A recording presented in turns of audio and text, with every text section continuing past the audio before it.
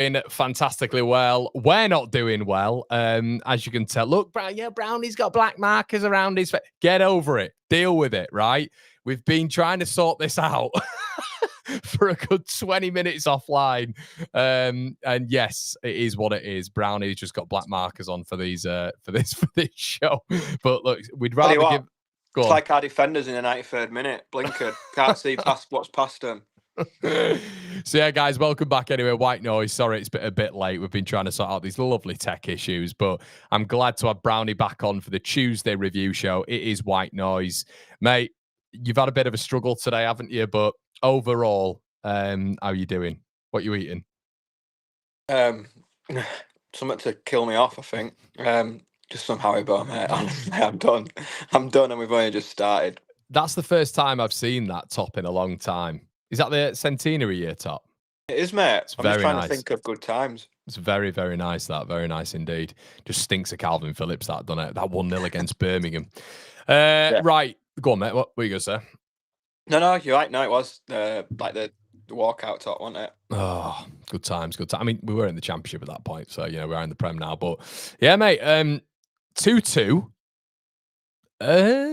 So I felt mixed coming out of that. I'll be honest, I felt mixed. I was buzzing because I didn't expect that to happen. I thought we'd get, I personally, mate, I think you got that feeling from me last week as well. I really rate Bournemouth as a side, and I'm keen to get your thoughts on them as well, because it almost gives Leeds a bit of probably like a bolster in terms of, what we're able to get out of the game. When you look at them, I thought they're probably, and we'll look at Arsenal and we'll say, look, 5-0, but I thought Leeds just really poorly set up against Arsenal, and Arsenal just Arsenal. But I thought they were probably the best team we've faced so far. I just thought they were really impressive. They were quick, 1-2 touches, but I thought we bested them for the majority of the game, which was really impressive from Leeds.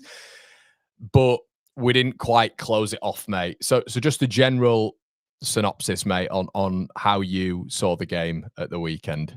We probably should do stages here, shouldn't we? But just on a general overview. I already can't wait for the season to be over. I'd hate to have seen my heart rate through that. I didn't enjoy any of the last 25 minutes. Well, they were on top, weren't they, in the last 25?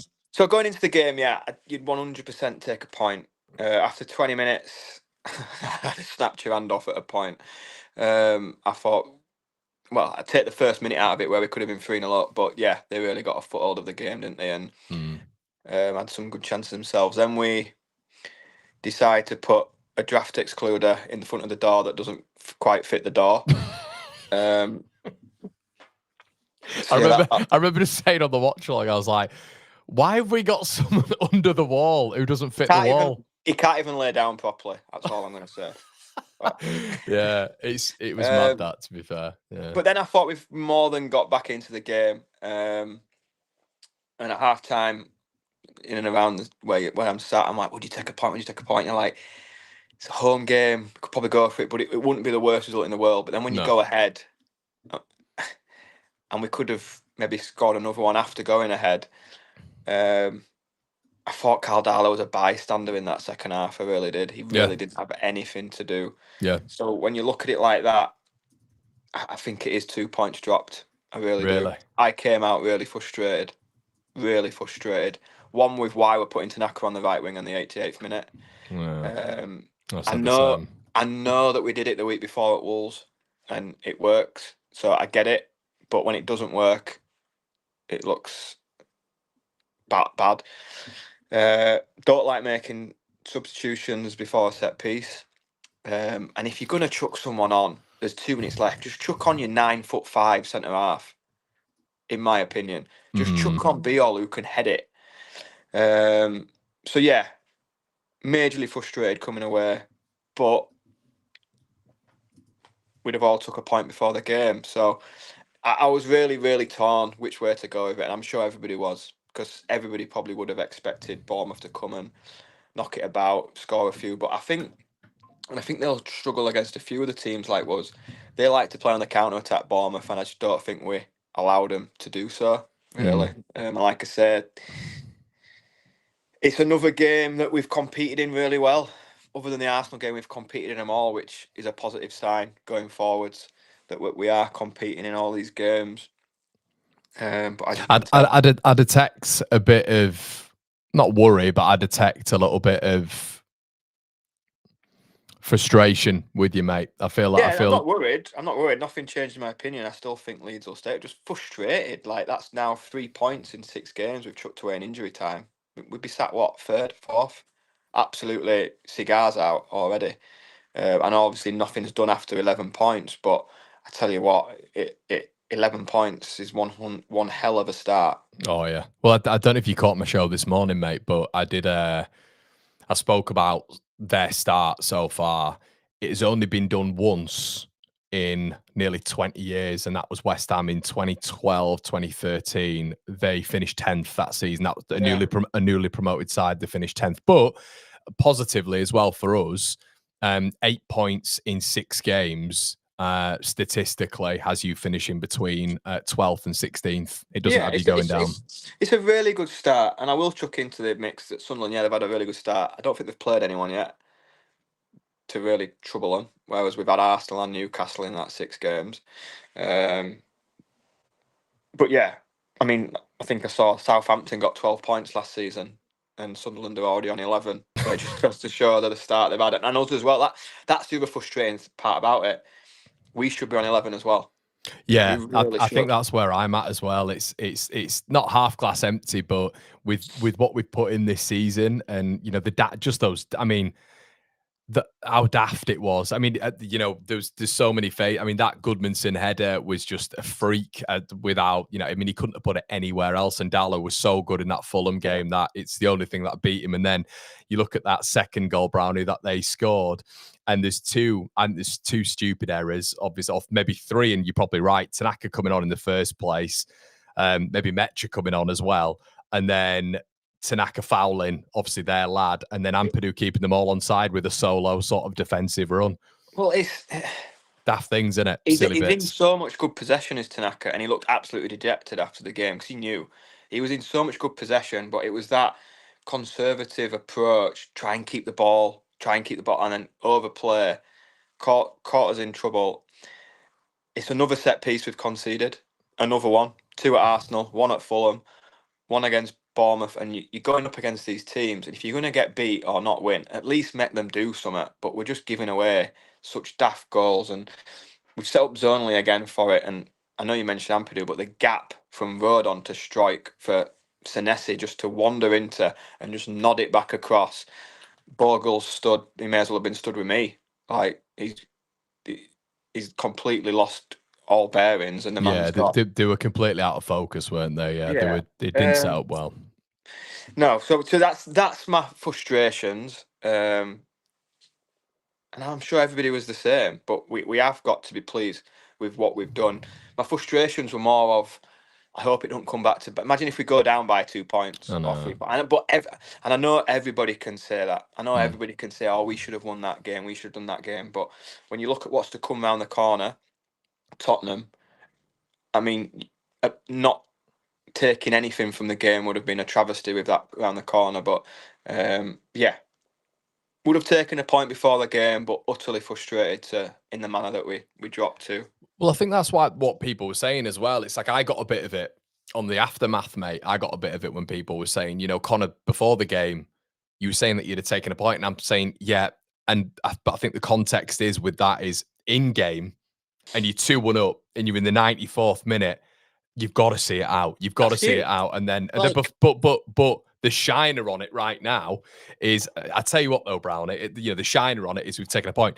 The extra bit to that as well, mate, is I think 5 minutes added on in that game, another 5 that have gone and won that. I think they were gaining a bit of steam towards the end of that, and I was thinking we need the final whistle here. So it was quite, it was good that final whistle came when it came. Really, absolutely. We've gone from cruise control on about the 70th minute to we were absolutely hanging on. Yeah, we were. Yeah, for sure, we were absolutely hanging on. But that you'd have took a point. We'd take a point at the weekend, but if Tottenham go down to 10 men after 5 minutes, absolutely wouldn't take a point. Completely. So you've got to go into the game and how it is. And in 93rd minute, 2-1 up with 2 minutes to go, you have to take 3 points. Scott says, so are you blaming Farker for the subs, or are you blaming the players? Well, I didn't like the sub when it happened, didn't like it. And you'll notice even when it happened, Longstaff initially went out there and Tanaka went, no, I'm going out there. So there was some confusion in it. However, just go and head the ball. Strike and road, just go and head the ball. Bogle, keep your man. Some basics. The substitution was annoying, but that wasn't the reason we conceded. But on the flip side, we conceding late goals. Is it purely another case of our squad's just not big enough? Fulham conceded a late goal. They're bringing on Kevin. They're bringing on Adama Traore at the weekend. They're bringing on. I thought David Brooks when he came on was really good. They brought on really, really good players, and we just can't. So towards the end of the games, are we getting weaker because of the subs, or are we getting weaker because the players they're bringing on are just better than what we can bring on? I think there's an element of both. I know that might sound like I'm sitting on the fence, but I do think there's an element of they can bring on better players than we can, so they're going to bound to get stronger. And sometimes, I think we go into defensive do not lose mode rather than go and win it. Yeah, and let's not forget that game should have been out of sight before them subs even need to be made. Do you talk about unbelievable chances? Do you want to talk about it? I mean, within inside the first minute. I mean, I can't believe we're not ahead. And I thought Dominic Calvert-Lewin was absolutely unbelievable. He was immense, wasn't it? Brilliant. He really could be the difference between us staying up comfortably and us being in a proper dogfight going down, because he just won everything in the air. Everything. And you could see the massive difference from that to the first couple of games of the season where we just couldn't get up the pitch. He's a bully. He's a bully, isn't he, Brownie? He's a bully. Good way of putting it. So, in one respect, you've got to admire that, but in other respect, there's so many chances he's getting that he's missing. But I think we mentioned the Chef Wednesday thing, didn't we? It reminded me of that. Almost like the 3 chances that he had in that game, and he didn't put any of them away. He had 3 again, didn't he? Really, he had the Aronson overheader and overheader sort of pass into the box, and he nods it into. It was a very similar situation, wasn't it? He had one at. Was there a similar one as well? Was Fulham. It again? Was it Fulham? I thought it was. Yeah, it was the header, wasn't it? It was a free header. But then you think about, if he does convert all them, we're not getting him on a free transfer. So you kind of get what you pay for. Like I said before the show. Well, a lad said, peanuts, work with squirrels. Well, I said to a mate beforehand, Brownie, he's a big Everton fan, and he said he'll win everything for you in the air, and he's a good signing for you. And he'll get you up the pitch. He'll get you out of a lot of trouble. Said he's a good signing for you. And he literally said to me, I couldn't when he was bearing down on goal and he missed it. It was it was a really poor effort. He didn't even hit the corner. And he bared down on goal and he hit it straight. There was an echo reverberating in my head, and it was this lad saying to me, he will never score a one-on-one for you. One-on-one, he'll never score. And do you know who I thought of? Who do you think I thought of immediately with that?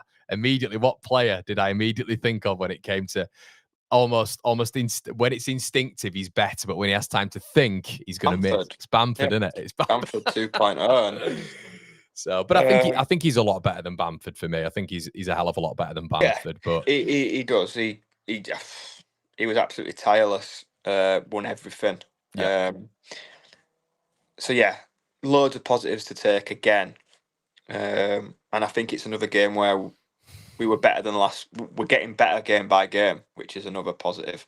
Should we touch on the midfield a little bit? I know there's a bit of controversy here as well when it comes to who starts. Obviously Tanaka came on that right hand side. Would you have brought Tanaka on maybe at half time just to maybe control the game a little bit, or a little bit earlier just to maybe get your foot on the ball, or did you think it was working as it was working? I thought maybe Stack. I thought Stack sort of tired a little bit throughout that second half. I thought maybe Tanaka could have come on a little bit earlier. I thought the other two were immense. I thought, well, not immense. I thought Longstaff was. Ampadu maybe a little bit here and there. Yeah, I think the team at the minute seems to be picking itself. I think that was the third time on the trot that the team's been the same. Longstaff surprising me. He's proven it's not like I didn't expect him to be a certain type of player, but I think I'm surprised by how good he is on the ball. Doing more than you thought he would. Yeah, absolutely. But I mean, he started in the Champions League last year against PSG for Newcastle, so it's not like we've been getting a numpty. But yeah, really good performance. And I agree. At the start of the season, he probably was one you maybe look to leave out, but he's probably the one at the minute who you can't leave out. So yeah. So is Tanaka not in for you at all then? Is he not in? I wouldn't change anything at the minute. Who do you think's the weaker link in that midfield right now? Who do you think maybe the weakest player is out of those three? Because I guess that's what Tanaka will be looking at, isn't it? Or maybe what Farke will potentially change. I mean, coming on and losing the ball inside 3 minutes, which goes to their goal, is not going to make you change anything. Whether you're playing right wing, right back, or in the middle of the pitch, that's not going to get you back in the team. If he was to change it at the minute, it's crazy, isn't it? It was like Tanaka. Tanaka. It's crazy. I wouldn't change anything at the minute. I think Richard Hogan's literally found something here to talk about, Brownie, which I've not even brought up all weekend. Set pieces. How brilliant was Longstaff at them? It was a slight change, wasn't it? Because we'd been saying for weeks, get Stack off the set pieces, and every single one it rode on, didn't it? Every single one. Yeah. It's certainly. I remember saying to the guy next to me, I feel like watching Stoke City of 2013. We're lining up for long throw-ins. We're piling everybody in the box. But I saw a lot of that over the weekend. Even Arsenal were doing it with Calafiora. Oh yeah. The set pieces and long throw seems to be back in fashion. But it's the other end that's concerning me. The amount of goals we're conceding from set pieces. Yeah. I was asked today, is it slightly concerning you that maybe when Leeds were maybe a little bit more watertight, we were talking about Newcastle, we're talking about Everton, obviously Arsenal's a bit of an outlier, but at least a tiny bit earlier on in that first bracket. You say that about Arsenal though, sorry mate. 2 from a corner and a penalty. Silly, innit? It's daft. You can't give teams of that quality. I mean, let's quickly go through the goals. Everton clean sheet. Then we went to Arsenal. So 2 corners and a penalty. There's 3. Can we use that outlier as well when it comes to Gyökeres running from the halfway line and Strouk not closing him down? That's got to be in there as well. Newcastle clean sheet. Yeah. Fulham set piece. So that's 4. West. Then we went to Wolves. Open play goal. Bournemouth 2 set pieces. 6 goals. Set pieces. We've only conceded 6. 3 from open. One against Wolves open play. 2 the other 3. So 9 goals conceded. I think you might be able to correct me. 6 from set pieces. Yeah, it's poor. And yeah, that just shows that we are doing such a good job to keep these good teams out, and then we're just. It's good shape, isn't it? It's good shape from open play. We don't look like we're going to break down. And we've played some good teams in that.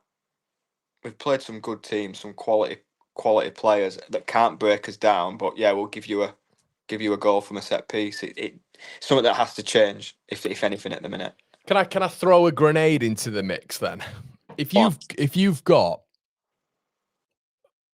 Europe's statistically one of Europe's best defenders on your bench in terms of clearances, if we've conceded that many from set pieces, should he not be a shoo-in to be starting games? Who are you taking out? Because it's not American football. We can't just roll him on for a set piece and roll him off. I guess it'd be starting games, wouldn't it? So maybe you maybe I think to be Strike. Yeah, I think the vulnerable one always is Strike, isn't it? I think we're all aware of that. So it's but obviously, because we're not going to change formation. If we went to a back 3, then maybe you'd be able to have Gabby, and you'd be able to have Jaden a little bit further up, and then you'd be able to have 3 of the centre backs. But it feels maybe that if I'm Yacobiol, I'm maybe knocking on the gaffer's door and going, Gaffer, you've conceded 6 set pieces. I am elite. Let me go and edit. Yeah, I'm elite for club and country, or I've been elite for club and country at clearances and defending my own box valiantly. Get me on the pitch and you won't concede it, and I'll head everything but my grandma. Do you know what I mean? So it's absolutely a more than fair comment. Be risky, wouldn't it? Obviously, it's a defence, but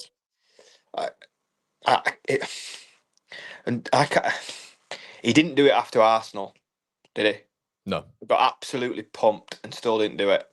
So I can't see it happening, but he's more than well within his rights to knock on the door. It's just sloppy goals are given away, which again adds to the frustration because you're coming away thinking 2-1 up, 93rd minute. We've just gifted them a goal. We've gifted them two goals. Well, the biggest thing is, when you're in the Premier League, you think to yourself, you're going to be pulled apart. Bournemouth are going to drag you out of position. I mean, I'll be honest with you, Brownie. There was a couple of times where Evan Nielsen was dragging Strauch out of position. It was doing my nut in. I was thinking, just be a bit disciplined here. Don't be dragged out by Evan Nielsen. But that's what they try to do. They'll drag you out of position. Look at that second phase of play where maybe, Evan Nielsen drags Strauch out, and then they maybe think, if he's playing or whatever, you get Tavernier and Strauch, or it'd be Adley and Cliver running down the middle and getting into that space that Strauch's vacated. That's what teams do, especially in the Premier Leagues. They're so elite. They'll try drag you out. Leeds aren't being dragged out. We've got really good shape, but like you've said, it's the things that promoted teams should be able to defend in terms of set pieces. But then maybe you're looking at it, Brownie, and thinking there are so many, you were just mentioning there that it's almost reverting back to type in terms of, I remember back in the day, you'd have your Arsenals, you'd have your Man Uniteds who were elite at set pieces because they were just athletes, every single one of them. Then it kind of went to tiki-taka football, and it'd be like the Barcelonas and the Man City, who were small, diminutive players who didn't really focus on set pieces that much. And it feels like you were just saying now, the flat back fours at City and Arsenal, it's turned back to that, hasn't it, in terms of the physicality. So maybe we're just underestimating how difficult it is to defend set pieces in the Premier League. No. Maybe that's what it is. No, it's fair. A really fair comment that, because the person commented on us, we've become really good at set pieces as well. So there is an element of that. Other clubs are just really good at it. So we've got to find a way to counteract it, because if we crack that and we're solid, which is a tip of the cap to Farke, he's made us really hard to beat. He's openly said other squads are better than ours, which they are. Yep. Stacked with more quality, and out of 6 games we've only lost 2, and one of them was a 94th minute header own goal. So we've effectively only really been beat once out of 6 games in the Premier League. So we've got to be more than happy with that. Got to be. I'm looking at Spurs, and out of the 2, and this is where I could be completely wrong here, but out of the 2, when Richarlison rocks up and scores exactly. But out of those 2, strangely enough, I think we were speaking about on one of the episodes a couple of weeks ago, but I said I'm looking at that and I'm thinking Bournemouth. I'm thinking, oh God, oh no, I'm not looking forward to that. But then I was kind of looking at Spurs and thinking, you never know. On their off day, Spurs do give you a chance. They will always give you a chance, Tottenham. So I'm kind of Wolves went to there on the other night. And they were better. They were miles better than them. And I thought Wolves were absolutely horrendous. So, and this is another thing that's Bournemouth battered them as well. Bournemouth battered them. Did, yeah.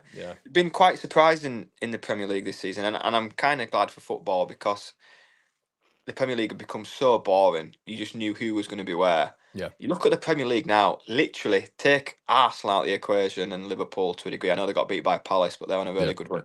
Anybody's beating anybody. There's coupon busters everywhere. There's so many points getting taken left, right, and centre off people that why not? Why can't we go and give Tottenham a game? I think we will. I think we'll get something out of Spurs. I do. I think it's going to be. I think Bournemouth. I mean, look, styles make fights. They're a different team to what Bournemouth are, and there's an argument. Well, they've probably got. Would you say they've got better players than Bournemouth? I think that playing field's equaling out now. Brownie. We look at the top 6 sides, and we think. I still think Tottenham have got. They've got the edge. Yeah.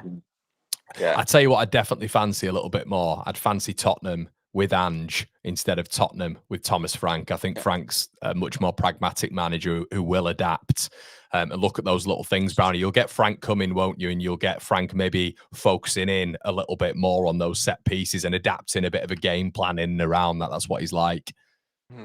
Yeah, absolutely. I mean, it'd be interesting to see Tottenham's team tonight. I know they're playing against Bodo Glint. Obviously the team will be out. I haven't seen it, but it'd be interesting to see who's playing, who's not, who's on the bench, who's been left at home. I can tell you, mate. So they've gone. Vicario is full strength. Porro, Danso, Van der Ven, Spence, Sarr, Bentancur, Bergval, Johnson, Richarlison, Odegaard. It's full strength. So on the bench, I don't want to read the bench out because it'll get you a little bit worried. But a certain lad we know is on the bench. So, but yeah, in the bench they've got Xavi Simons, Archie Gray, Polina, Ben Davies, Udogi, Kudus. So this is what This is what I meant with as frustrating as it is conceding late goals. We have got to accept that late in games, other teams are going to be better. They've got the depth to bring on better players, and who did they bring on at the week? It was what Tavernier, Doak, was it Alex Scott, David Brooks, and the guy who scored. We were bringing on Harrison to replace Okafor. Yeah. Did have options. I do think he had options though. Me and you've spoke about this. I do think he has options. You know, if you do, maybe if what though? Well, I don't. Well, maybe like I'm not saying I would have done this, but I was maybe a little bit more surprised that from a Farke standpoint, he wouldn't have brought maybe like a Gruev on instead of a Tanaka. We know he's got type for doing that. So I meant the Okafor sub because that was early. That was like 58-6, which is another concern. Okafor's not seemingly been able to complete 90 minutes yet. Yeah, I guess the one that we're talking about, which we've got good news from today in terms of it not being as serious as we once thought, would be Dan James. But maybe at the weekend there was issues with James potentially, and then maybe you could have, I don't know. I mean, what could you have done? Could you have maybe put Aronson on the left? Then James on the right. It's crazy that we're talking about weaker wing players, isn't it, in the Premier League to what we had in the Championship? It's madness. Yeah, which again goes back to what every man, woman, and dog were saying in the transfer window: get some bodies in, because now you're looking at a situation where James is out, is Nanto still injured? I'm not sure. Guess we'll find out. Yeah. Exactly. So you got them two out. We're having to play Tanaka on the right wing. Yeah, which is crazy. Say that out loud. We're having to play our central midfield on the right wing in the Premier League because we ain't got another option. Rai says Spurs are one of those games where we could scrape a win, draw, or get pumped, and I wouldn't be surprised either way. Who said that, James? Ryan Dudley. Ryan, he's a clever man. It's got to be one of them three things. I think what Ryan's saying though is as well. I'm only joking. I know you are, but if we lose, it feels like maybe it's because we've got previous. As Gandhi said, don't bat the early kickoff. So it could True. Fall in. Gandhi did say that, one of his famous quotes. But that is true. Yeah, 100%. And I think it would be, look, we're above a point per game, aren't we? I'd like to see, you know, I'm like with goal difference. I'd like to see that goal difference a little bit healthier. But goal difference is still better than Man United's. But it is very tight. It's very tight, isn't it, Brownie? I mean, I'm gonna push you to an answer as well, and I wonder where you're gonna go with this. So at the weekend, I was watching the dirty lot down the road against Brentford, and all that I could see Leeds fans tweeting, and I was naturally feeling the same. I was thinking, look, it'd be great to see him lose. Back in my head, though, I am complete opposite. Yeah, back in my head, so I'm getting texts and all this. So, Man United, and I'm thinking, nah, it'd be good if today they beat Brentford. Brentford beat them pretty well. So you're kind of looking at Brentford now. I guess that's a bit of a confidence licker for them. Villa, I think we never thought we're going to be in and around that spot anyway. Villa sort of back to maybe normal now, 3-1 win. Forest, an interesting one. I still think they've got too much to be in any threat. And it's interesting now, isn't it, Brownie, when you look at Wolves, who've picked up a little bit. They knocked Everton out the cup. Then they were much better than Spurs, should have beaten Spurs, but still they're only on a point. And then West Ham have got Nuno now. How are you looking at it now, mate? Because obviously me and you have both said, haven't we, that Leeds and Sunderland will stay up. And it's very early to say, obviously, and like it always is, and it changes week to week. This is what these predictions are. It changes every single week. But how are you looking at it now, mate? Because we kind of have to be, with our predictions, looking at two, if you are to have Burnley down there, but two others who are going to be going down. I mean, where's your head at? Is it still at Brentford? Is that what you're still thinking? Yeah, I think over the course of the season, I think they'll still be down there. But yeah, you're right. They did beat them really comfortably. I think there's a few teams that need to be looking over their shoulders. I really do, because like I said earlier on, everybody's beating everybody. Everybody's taking points off everybody. And you look at the bottom half of the table and you think, nah, they can't go down. No, they can't go down. Yeah. Well, 3 of them are. Yep. And I mean, and I can't believe I'm saying this. Don't say it. I don't you dare say it, because I know what you're going to say, because Riley's just said the same thing, but don't. Why not? Why no not? Way. We don't even need to say what he's going to. You all know what he's saying as well, right? Why not? They are hopeless. If there was any team in the Premier League you'd want to play right now, they'd be in your top 5. They're still on 7 points, though, aren't they? There's no point behind us. I mean, 3 of them came against Chelsea and the keeper sent off after 3 minutes. Yeah. And they only just beat them. I'm just saying, if there was any team you'd want to play right now, they'd be one of them. In the Premier League, they would be one of them. I think Sunderland beat him at the weekend. I think Sunderland beat him at the weekend at Old Trafford. I think they do. Have Sunderland got Man United at the weekend? Yeah, away. I think he's a goner if they get beat at home to Sunderland. No, but have you watched them against? You've watched them this season, haven't you? I think they're good. They look good. They look really. No. I think. So do we. Yeah. No. I know. I'm not saying that. I'm just saying, like, when you're looking at Man United, I think. Like you quite rightly said, I think if we went there now, you would not be surprised if we'd repeat January the 3rd. A stinking 1-0. You're looking at the table, and there's some genuine cases for teams needing to be really concerned. I think Forest are one. When we did the predictions, they were in my bottom bit. I think they're with the Ange and Europe, they could go one or two ways, and I think they're in a bit of a hole as well. But yeah, everybody's beating everybody. I think it's going to go. It's not going to be a foregone conclusion who's going down like it has been for the last few years. I genuinely think there'll be at least one big team in the Championship next year that you'd think, bloody hell. My mate went to the game. He went to the game against Burnley, and he said they were the better team, but he said Burnley were really unlucky. He said Burnley were really unlucky not to get some at Old Trafford. It was the penalty in the 98th minute or something. Yeah. That was it. So they're on 7 points, you say. They had a penalty in the 96th minute against Burnley at home, and they needed the keeper to be sent off after 3 minutes against Chelsea. It is inconceivable to think it. It really is. But why not? Yeah, 100%. So yeah, I guess looking forward to Spurs at the weekend, mate. Is it one of those that you think it's a bit of a coupon buster? Obviously, we're going to be the underdogs, like we'll be for the most of the time this season. Is it just a case of just being confident on the counter attack and I guess a little bit tight at the back again? Because I felt like we were trying to be quite expressive, I thought, at the weekend and getting forward quite a bit. That was reflected in our XG as well. It felt like Leeds were trying to press the action as well. And I thought we'd be a little bit more, give the ball back. I mean, we've not even touched on Carl Darlow just kicking the ball back to twice in the last 5 minutes. In the last 5 minutes. Oh, I was losing my mind at that. It's just drop down on it, Carl. I've got a good idea, Carl. Let's just give them ball back to have another attack. Like, do anything.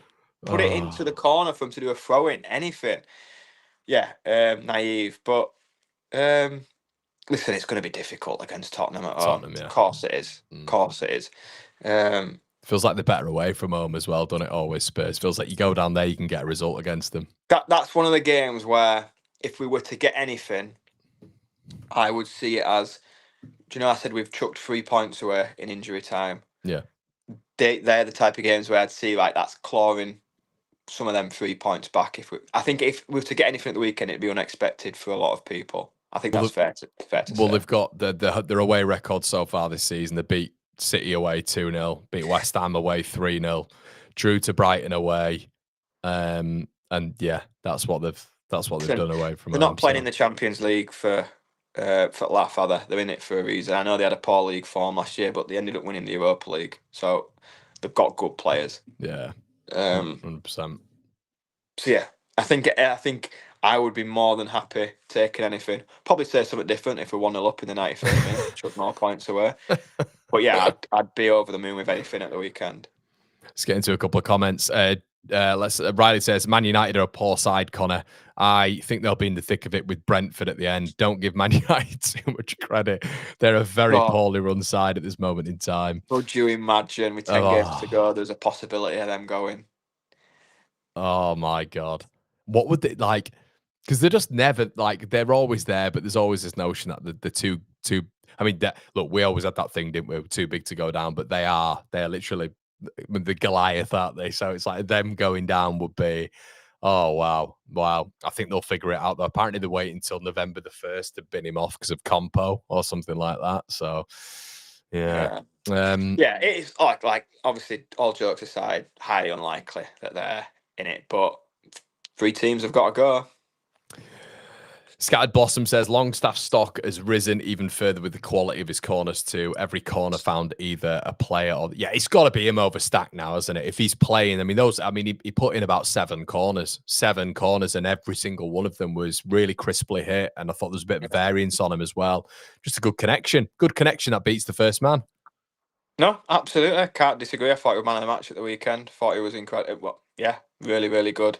And he's taken set piece duty off Stack as well, which maybe was a reason why he was staying in the team. Because a couple of weeks ago, I remember saying on the show that he's definitely dipped a bit from the start of the season. But has he dipped, or has the others just showing a little bit more, which makes us think he's dipped? God knows. But I'd be amazed if the team's changed again at the week. I think it'll still be the same 11.